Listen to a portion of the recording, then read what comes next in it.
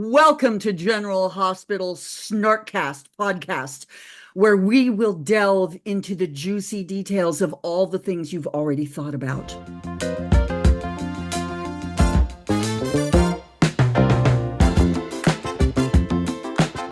Ladies and gentlemen, what a week at General Hospital. Holy crap on a cracker. First of all, let's start with the big one. Sasha's mom? Sasha's mom? What the hecky darn is this retcon? What do you think, David? I think once again, the writers aren't planning anything. I think somebody woke up one morning and went, hey, they're both pretty and have brown hair. Let's make them related. I still think they're doing darts at the wall. Spaghetti, darts. Oh, it hit Holly. Hey, that would make sense. Not. Well, as many of our snarklers have talked about, is like, who's her dad? And it's probably going to be another 9 months before we figure that out. And by then Holly will have gone and come back again. Luke, Robert, E, none of the above? I don't know, but it does make for Sasha's romantic escapades a little bit dicey. Well, also too, it's just leaning into that, what's become, I don't know if it's a trope or just people expect, because if you read the message boards on soap, soap message boards, it's all, somebody comes on the show. Who are they related to? They're somebody's long lost son, daughter, cousin, mother. It's not everybody on a soap has to be related. Right. Not well, everybody except who moves to my town is related to me. It's the weird thing about soaps. It's like we are constantly wanting to weave everyone into the fabric in some way. They can't just be an outlier because, what would we do with them? So we make everyone related, which makes situations like Sasha being revealed as very tricky.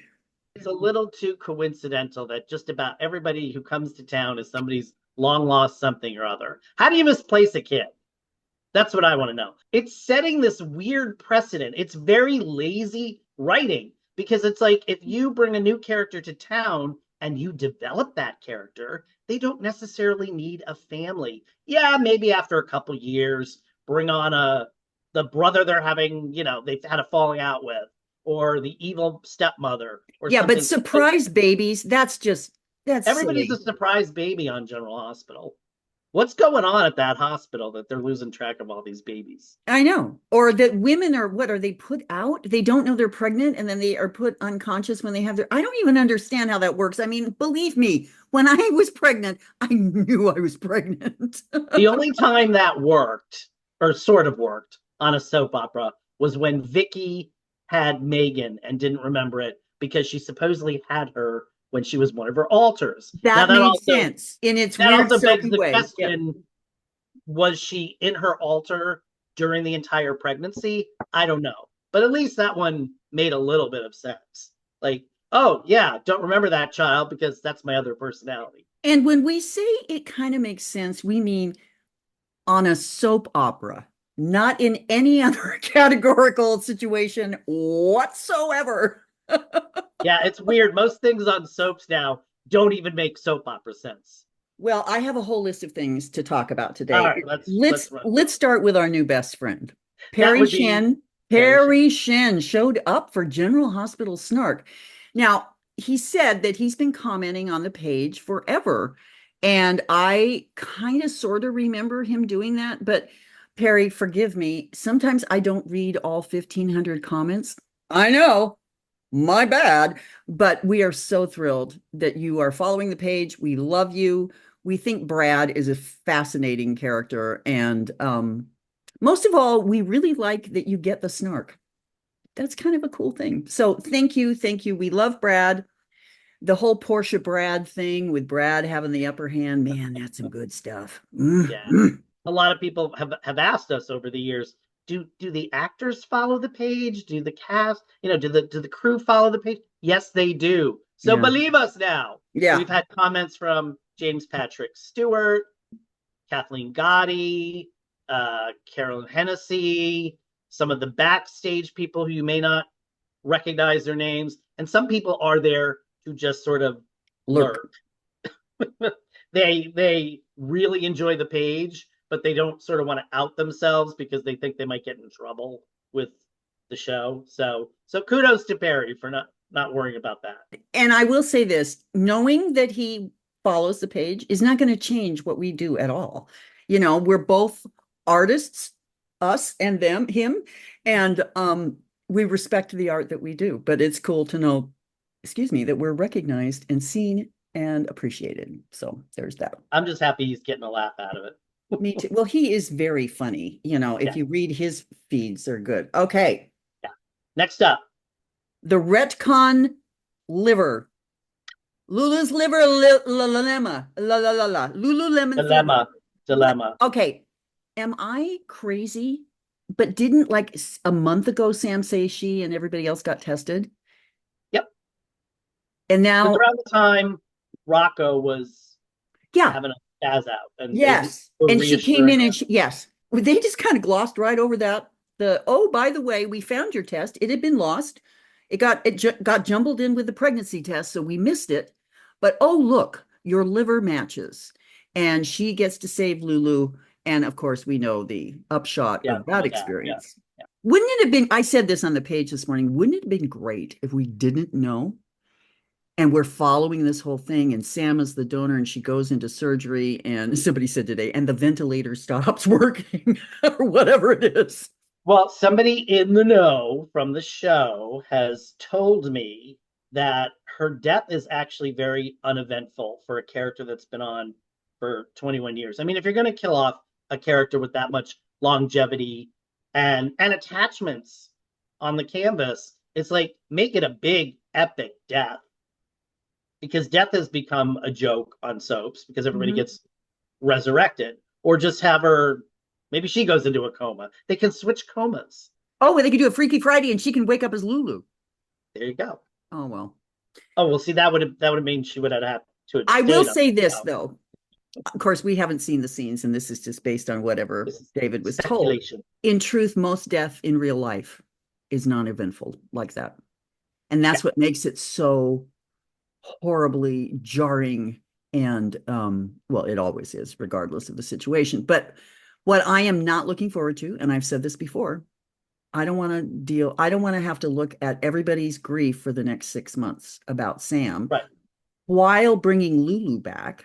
I mean, this could get really, I don't know, angsty. I mean, I say that like that's a new thing. It's not. Speaking of Lulu, I just want to do a little sidebar here, and I might throw something on the page. A lot of you know I have chronic insomnia, so I'm up at all hours. So the other night, I'm flipping around on Prime Video, and guess what's on at 4:30 in the morning? General Hospital. On Prime? On Prime. They show it on their live channel. And it's several years behind. So the episode I saw had OG Nina, and she was with Valentine at that point. And she was having her little battle with Willow, and Willow was a school teacher. And she was helping Lucy Coe promote that Port Charles book. Remember that when they did that? Oh, yeah. Mm-hmm. Yeah.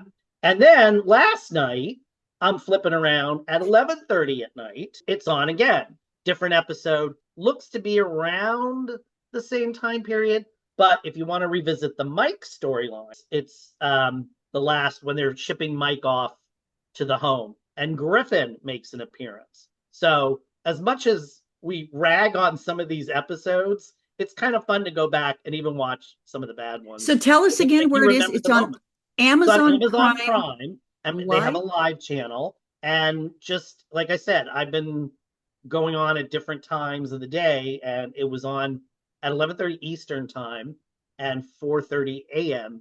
11:30 p.m. 4:30 a.m. Eastern time. It may be on other times.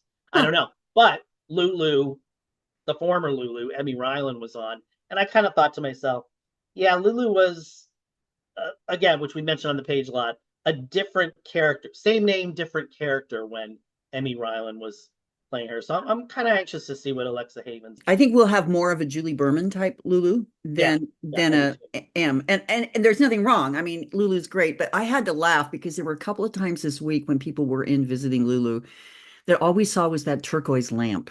And I'm like, the part of Lulu is being played by IKEA Jüngerferker lamp. I don't know. where are they going to live? Where's she going to live? With Laura and Kevin? Because her house with Maxie. is owned with Maxie. Oh, she might live with Maxie. Maxie's roomie. Yeah. Yeah. Let's talk about Elaine and her little dog too. Elaine is our new PI and she's fantastic. I'm miming petting my dog. I know, I love it. Mavis. So Elaine and Mavis, the little dog, have been hired by various people to suss out things.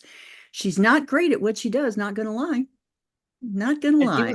And she was Felicia's competition. This is the conversation in the writer's room. So we need to introduce this new character. Well, how do you think we should do it? Oh, we could make her Felicia's competition. Oh, but she has a little dog. I mean, can you just what? Well, how about this? We need a private eye. There's 2 on the canvas. Yeah, we could have given Sam a job. I would have given Sam a job. But like Felicia, I can't be a private eye anymore. I'm a patient advocate. Right, but Felicia's willing to jump on a jet and go find Lucky, though. Right, so she's still a PI, folks. But I love Elaine, so I'm not. Oh yeah, this new character, she's fantastic. She's one of those wonderful character actors. I don't remember her name. I'm so sorry, but she pops in and she's just, she embodies the role. These people, it's like the other one I love is Stella, Vernie Watson. Now, Vernie has been on every sitcom known to man since probably 1984, and she nails it every single time. I mean, I've talked about this. Her roles, when she shows up on The Big Bang Theory, she shows up 3 times, and all 3 times she steals the show. She's in the pilot, so she's incredible. Yeah. Anyway, Judy Kane is the actress. Judy Kane, she's awesome. Yeah. And see, that just goes to show you these, Franken is stunt casting. So a lot of these people he's stunt casting are famous character actors. You probably see them in a lot of nighttime television, like Kate's was, Adam Harrington was. Mm-hmm. Still is. He's still working, and that's great. But when it's stunt casting, like we talked about last week, like, let's get Ava LaRue. No, that you're right. That's absolutely wrong. Okay, so the other elephant in the room is the fact that the damn gun got Alex off, and then Sonny just kind of waltzed away into freedom with everyone going, "Oh, I'm so glad you didn't confess to the horrible first-degree murder that you committed in front of us." Now, I just want to say that the theories out there are so great of how Sonny gets off. Number 1, Sonny actually did not shoot Kate's. That's one theory. Number 2, Christina actually shot Kate's and Sonny covered up for her. Okay. Number 3, there is a third person we haven't thought about who actually shot Kate's and not Sonny. People, look at me. When your eyes tell you something is true, please don't listen to other people who tell you it isn't true. There you go. That was Mama Snark's tip of the day. And that works outside of soaps. It does. It works in real life as well. Check your facts, people. The only, and this is weird and unbelievable, but the only explanation I could accept was, Christina was behind Sonny, shot the gun. He somehow shot the gun and missed Kate. I don't know, but yeah.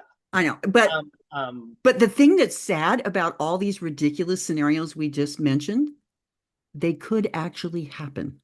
Yeah. But then we go back to that weird thing where the scene with Ned and Grumpy Cat and Drufus, where it's like they're being all judgy on Ned. It's like, Grumpy Cat, you're covering up a murder, and Drufus, you're having an affair with Grumpy Cat's wife. I'll be so glad when that secret's out, so Ned can sort of because Ned, I always feel like Ned's a character that gets dumped on. Right, and frankly, people, I'm Team Ned all the way on this, just so you know. Yeah. Team Ned all the way. Also, I love that he hired Elaine and Mavis to, thank you, to spy on Drufus and Willow. This is going to be, I really hope there's a lovely comeuppance at the end of that one. Just saying. That's a good plot point. It is. Violet hitting the bully. What is that? That's a nothing plot. Speaking of Violet, we got a Finn shout out this week. Got the news that Finn's coming home. Okay, so he may breeze in and breeze out to take Violet, but I even doubt that. What's happening here? Or do we know? Do we care? No, we don't. I don't think we know. No, we don't know. I don't think he's coming back, but it's like, why didn't they just write Violet off when Finn went to rehab? Hayden could have shown up, taken her kid, and gone. I think there was a couple of reasons, if I can, yeah, process this, and the writers were, number one, it gave the opportunity for Tracy to be more kind. Okay. It allowed a door opening for Chase and Brooklyn to have a baby, although why another child need to open that door, I don't know. And number three, they like the actor, Violet. Yeah, well, that's Frank's problem. He likes a lot of Joe Fiel's adorable, and yeah, so but that's why we have Allie Mills, and her hip replacement Heather plot, which has not made sense, but it is a plot. I mean, again, the best test of if your soap opera is doing a good job is filling your friends in. Yeah. So what's going on at General Hospital? Well, let's see. Charlotte smacked the school bully, and now Tracy's going to sue the school. Sasha had to get pudding cups for Ace. It's just like Sam forgot the mustard. Sam forgot the mustard. Is it time for? Ladies and gentlemen, it's time for our favorite segment, text messages from Wicked Stepmother. This week, she's not sharing a General Hospital. Well, it's General Hospital adjacent. This is the story, she said. Memory lane. An actress friend of mine played a nurse on General Hospital. She got shot dead. And her body was still lying there a week later, because we know this happens with storylines. She said, we ran into each other on an interview or something sometime later. And I went up to her and I said, good grief, you must really reek by now. We got a good giggle, but neither of us was cast in the role. So I think the whole first week of Port Charles was one of the interns had to drill into Audrey's head because she was shot by some crazed serial killer or something like that. I don't remember, but yeah. So Audrey was sitting there on a table during a hostage crisis, getting her head drilled for a week. So will Sam be dying for a week? And again, there's no surprise anymore because we're just like on death watch. When's she gonna die? We know what's gonna happen. When's it gonna happen? I know. And is it going to be this weird thing where Sam passes and then 3 days later Lulu wakes up and poor Dante has a nervous breakdown because he doesn't know whether to grieve or to be excited? I mean, yeah. Well, at least Dom will get to do some great scenes as Dante over the next couple of months. So there you go. There's that to look forward to. Well, ladies and gentlemen, it's been another wonderful opportunity to chat about our favorite show on television in the whole world, General Hospital. And we love you. Please like, follow, find us on YouTube, Spotify, Facebook, Instagram. I mean, good heck, we're everywhere. And we love you. Tell your friends. Tell your friends. Anyway, talk to you next week. Bye.